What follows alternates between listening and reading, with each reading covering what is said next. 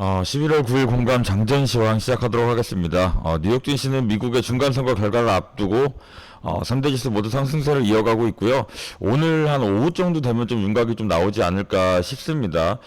국내 증시 역시 좀 이런 훈풍을 좀 이어갈 거라고 보고 있으나 좀 오후 들어서 좀 명확한 윤곽이 좀 드러나는 그런 부분들이 있기 때문에 오전에 조금 더 활발한 수급이 나오고 오후에는 조금 좀 관망세가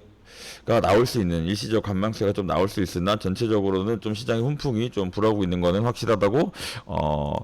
보고 있습니다. 그리고 뭐 공화당 좀 우세 예측에 대한 소식들이 굉장히 좀 많이 있기 때문에 이에 따라서 반도체 시장에 대한 그 수혜도 좀 예상이 되는 그런 부분들이 시장에 많이 노출되고 있다라는 분위기 속에 반도체부터 시작해서 우리나라의 좀 증시에 좀 탄력이 좀 불어오고 있는 그런 부분들이 있고 또 지금 뭐 환율도 굉장히 좀 안정적으로 1,400원 밑으로 하락하면서 국내 증시에 좀 외국인 투자자분들이 좀 많이 모일 수 있는 그런 훈풍들이 좀 오고 있는 가운데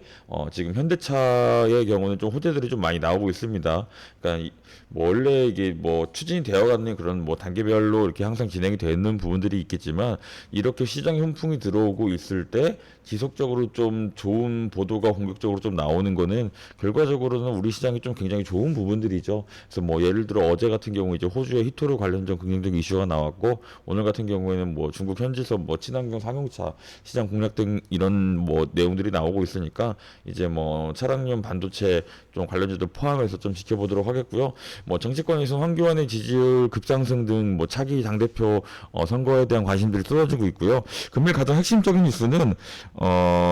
그동안 좀 추측으로만 좀 난무하던 빈살만 사우디 왕세자의 방안이 17일로 지금 이제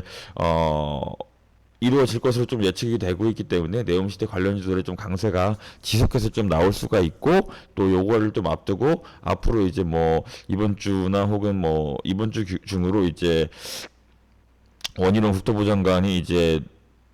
좀 네옴시 그 사우디 방한을 해서 어떤 뭐 성과가 있었는지 좀